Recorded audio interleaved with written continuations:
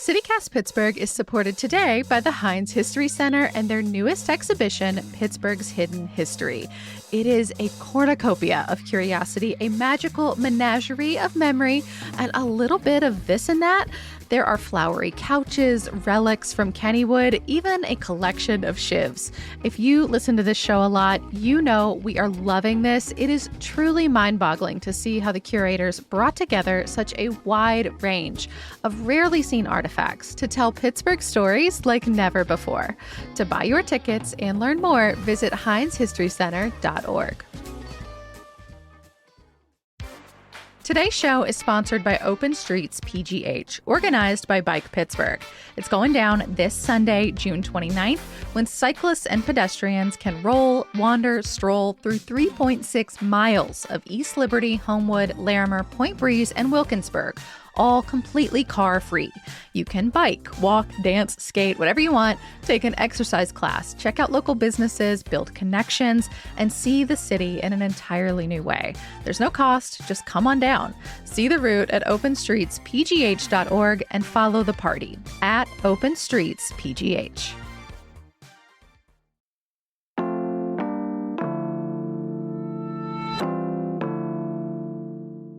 Today on CityCast Pittsburgh, depending where you live, you might think Pittsburgh has a major trash problem, and depending where you live, you might be correct. And I'm not just talking about your neighbor leaving their trash cans out or a little bit of litter on the street. I mean enormous dump sites with everything from thousands of car tires to a perplexing number of broken toys.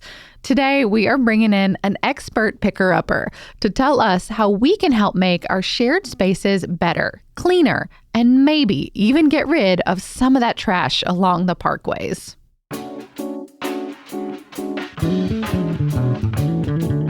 It's Monday, June 23rd. I'm Megan Harris, and here's what Pittsburgh's talking about.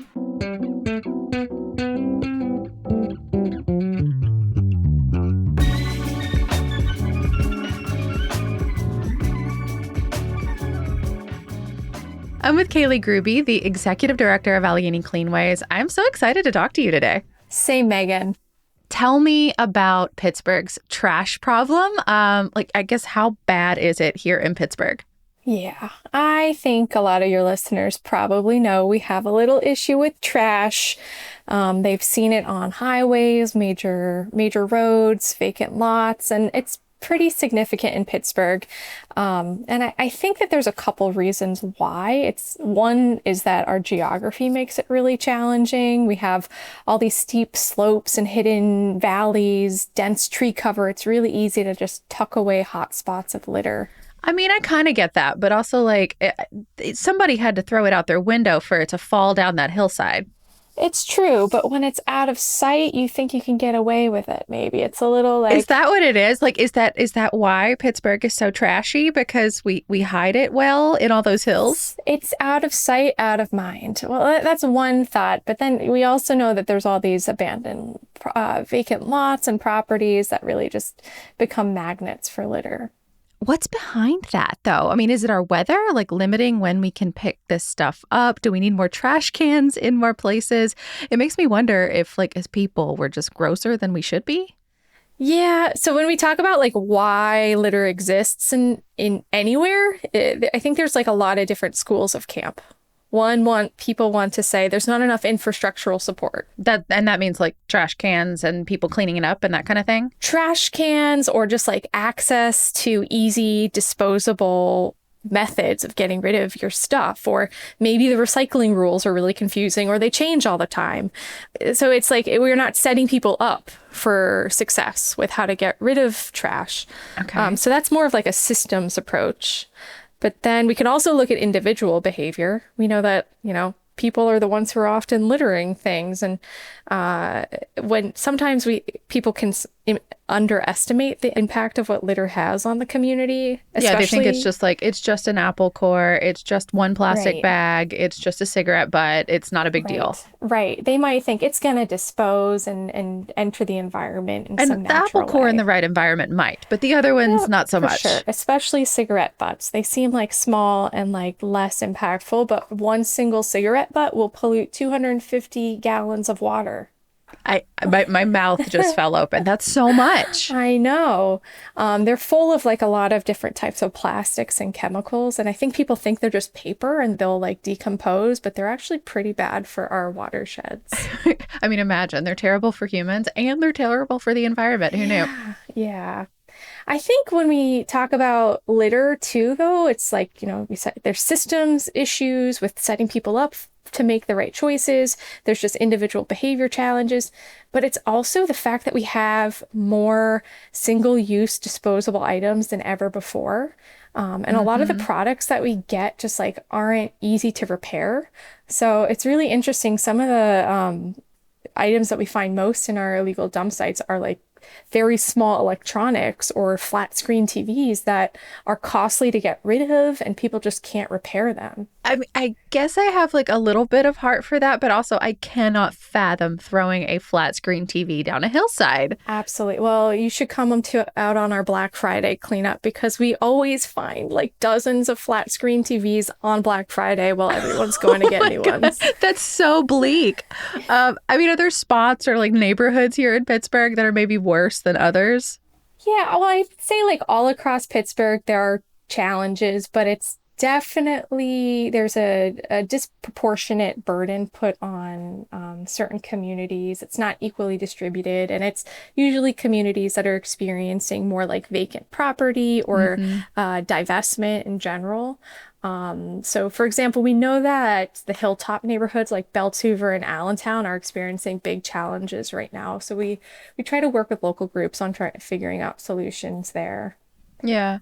I mean, I know a lot, we talk about like why this is happening, and that's very important and crucial, but a lot of your work at Allegheny Cleanways, it sounds like, is also just like dealing with the aftermath. Whatever the reason why it happened, now we are here to try to clean it up to make sure that it's not gonna linger.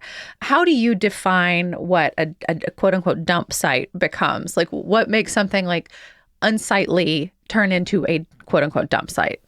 Right. So a dump site is like, it's intentional and it's large scale and it's often hidden from view. It's not just like one or two people, one or two times. No. It's like people know now to go dump their stuff here. Right. And it's different from like your trash cans tipped over in your neighborhood and your neighbor hasn't had a chance to pick it up. I'm intentionally putting this on a hillside. And what's also interesting, Megan, is that a lot of the signs that we have that are put up to prevent dumping with fines actually attracts dumping. There's research that shows that if you have put up like a illegal dump site fine sign, it will tell bad actors that like, oh, this might be a place that this is a hot spot. I can take my trash here. I feel like I'm learning so much about Pittsburghers like psychology right now that this is like a thing. It's definitely a lot of interesting human behavior when you talk about litter and dumping. I mean, how much do y'all pick up within, say, like a year, however you define a given period? So we've been doing this for 25 years. And at this point, we've picked up about 8 million pounds of trash. And then in 1 year, we pick up about, hold on, let me do the math because we've got our calculator out. It's real now. In 1 year, we pick up about 500,000 pounds of trash. Oh my gosh. And that, I have a good Pittsburgh specific comparison. That's about 50 PRT buses. Worth of trash. Where do you even store that? Like, I assume you have to go put it or pay to put it in a dumps, like an actual, like, dump. Right. So when we're picking up litter and cleaning up dump sites, we're disposing of it properly, and most of it is going to landfill. Yeah. I mean, do you have to do that at like the organization's expense? Because usually you can't just drop off a bunch of trash at a place like that. Right. We try to work with municipalities where, we bring in our workforce and then they take on the expense of disposal through their Department of Public Works. Yeah. We do have to pay for the cost of recycling tires, and that is very costly, which is, part of the problem and part of why there are so many tires dumped, because they're so costly to get rid of. Yeah, I know that's why, like, if you're buying a set of tires, often they will take them from you. And, like, that's part of the incentive of doing it and buying new, or at least buying used from a place that's willing to do that for you. Like, I do get that. I mean, do y'all have, like, I don't know, like, rank for me like the types of things you most often see, because there's like the little litter like plastic forks, but then there's the big stuff like a tire and a TV. For sure. Yeah. So tires we see very commonly. And this year we're trying to pick up over 6,000 tires.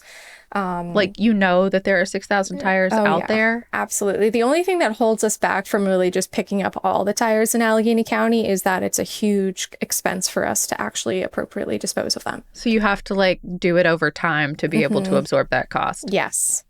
Wow. But we also find a lot of construction debris because that's very costly for small-time contractors to get rid of at landfill. We find furniture. We find a lot of single-use plastics, a lot of like convenience store items. We've also talked about making like a illegal dump site bingo card because weirdly we always find doll heads. But not the dolls. Not the dolls. Doll heads. Okay. Lots of toys as well.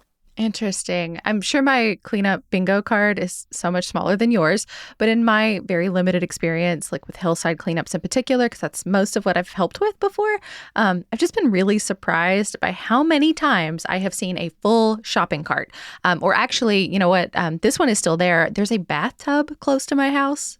That's interesting. You found a bathtub. A blue bathtub for about 10 years, slowly making its way down the hill. I had a toilet outside my house and I kept driving past it and I eventually just started taking it apart piece by piece before I got home every day. But we recently found a hot tub in the river and all of our volunteers like had to pull it out of the muck from the river.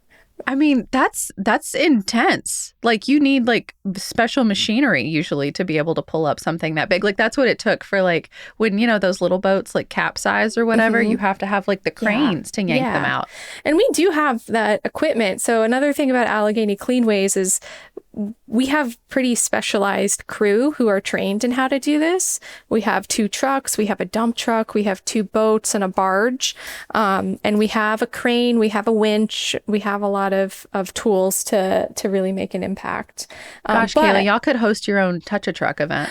Oh my God, we could host our own. But I think despite all that equipment, what really makes the biggest impact is when we have like 10 to 20 volunteers come out and clean up a dump site. Like what would look like a super burdensome hillside full of tires that you would think this is going to take days to get rid of. You form a daisy chain and like suddenly everyone's just moving all the tires up the hillside in 10 minutes. And it's just really such a beautiful testament to what we could do when we like put our forces together.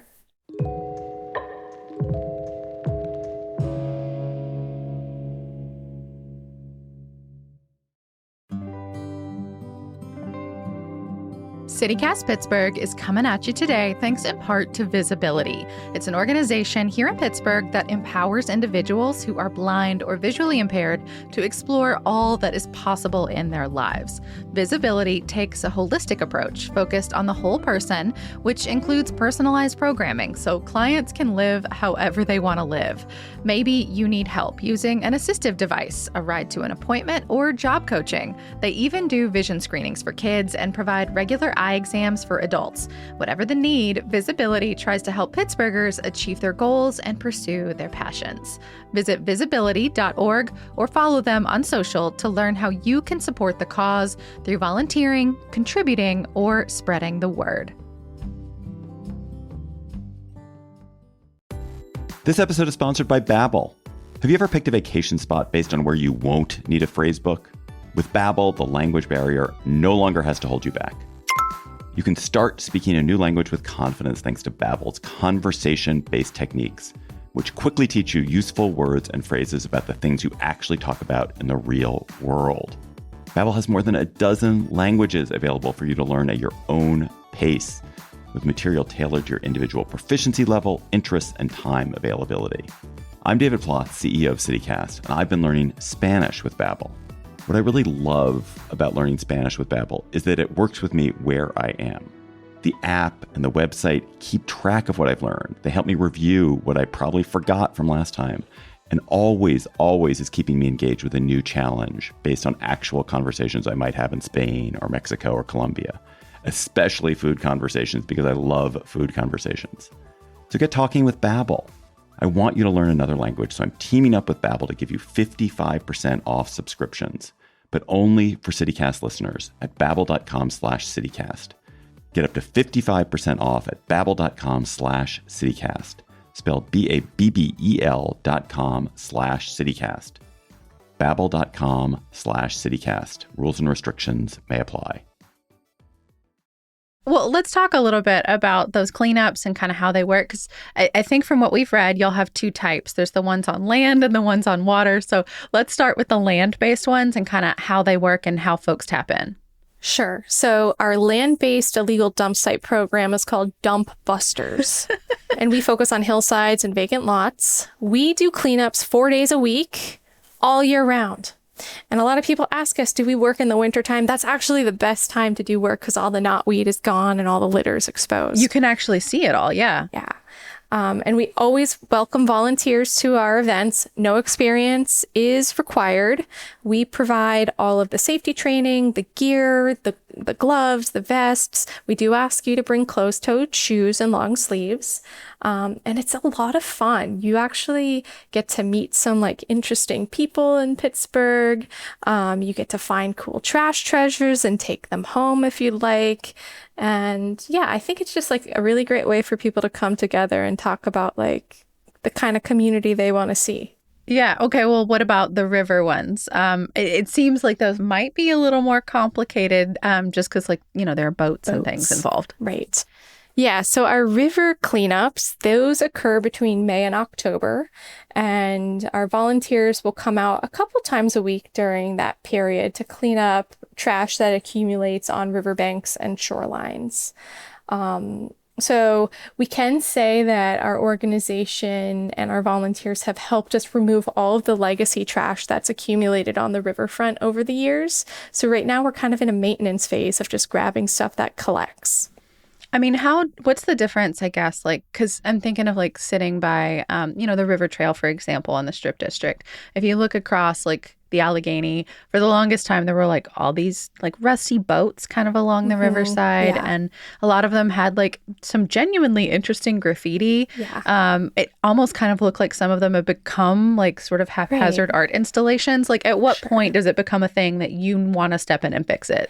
Right. I know the boat you're thinking of that's capsized on the Allegheny. And I think it was there forever. I may still be there. I haven't been on the trail in a minute. I think it is still there, and it's been part of the environment. And there's another spot in Station Square that has a big fabric art piece that we keep there because it's public art. So, or if it's like the unhoused population and it's their tents, we're not going to like move people's homes. Mm-hmm. I mean, I'm glad your team is able to like take the time to think about those things, to develop these best practices, and also just like stop and think like, what is art? Like, what should stay? Right. I think when you do this work, though, there is an interesting like philosophical question of like, what is litter? What is away?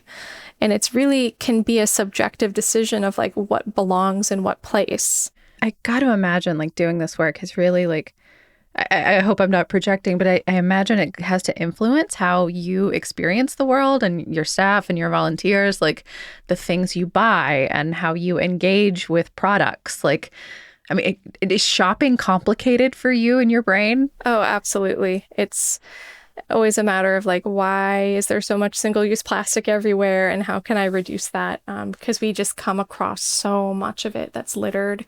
And there's a lot of recent research that's come out that said that only like 9% of the world's plastic ever created has been recycled.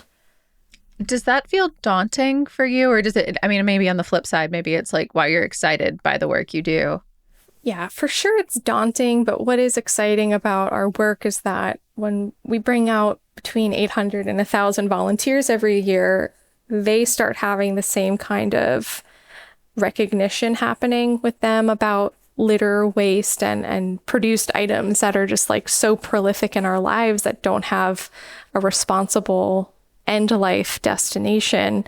So it's exciting to see those wheels turn for folks and to be, working on some solutions downstream of the issue.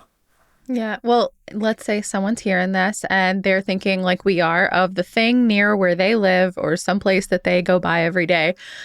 They think maybe this qualifies as a dump site. What is the best way to report it to y'all? Go to AlleghenyCleanways.org. We have a report a dump site tool. And once you put it there, it'll be on our radar. So we know we'll go out and assess it and make sure it qualifies as a dump site. And we will put it on our list of sites to clean at some point. Gosh, Kaylee, how long is your list right now? It's pretty long. We have potentially like close to 1,000 dump sites.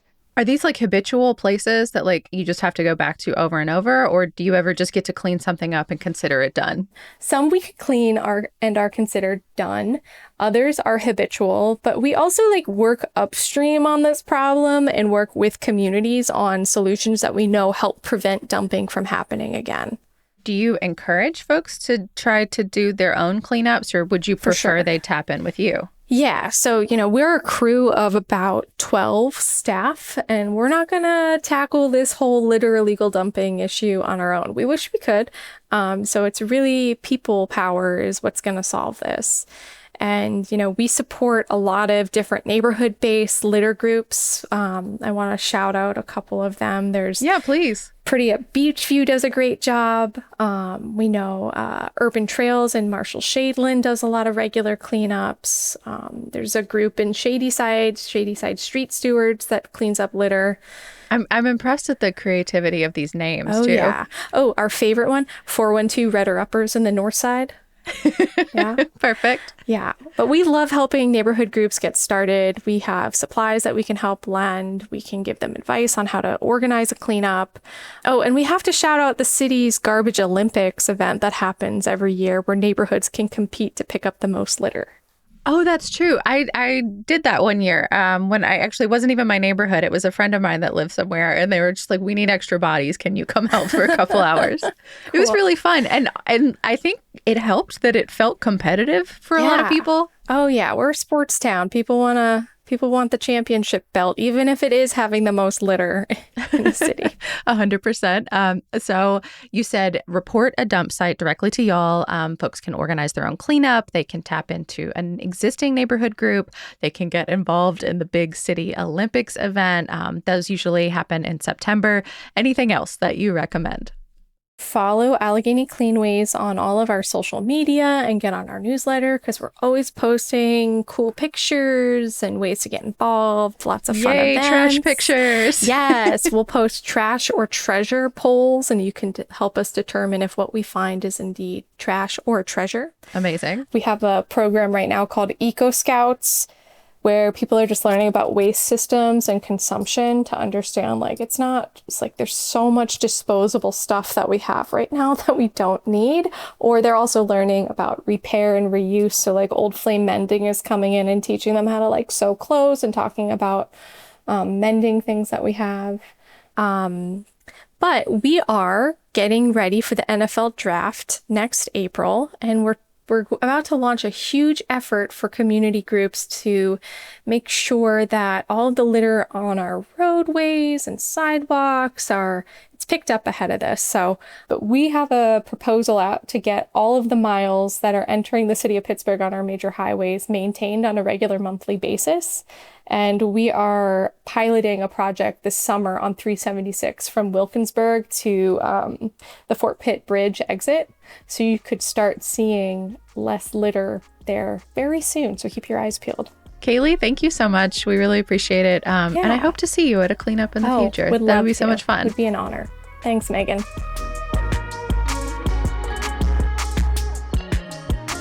That is all for today here on CityCast Pittsburgh. If you're feeling inspired, you're really excited about the Garbage Olympics, the city doesn't have its information up just yet, but Kaylee said the date to watch for is September 13th.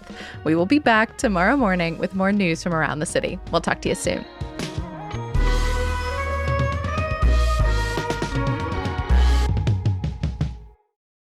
I have to know, what is the best piece of trash treasure you have ever found? My father and I used to dumpster dive a lot, And we found... Wow, you really came to this work naturally. For sure. We found an entire set of like 20 Willie Nelson records in a dumpster, just sealed entirely. We still have them.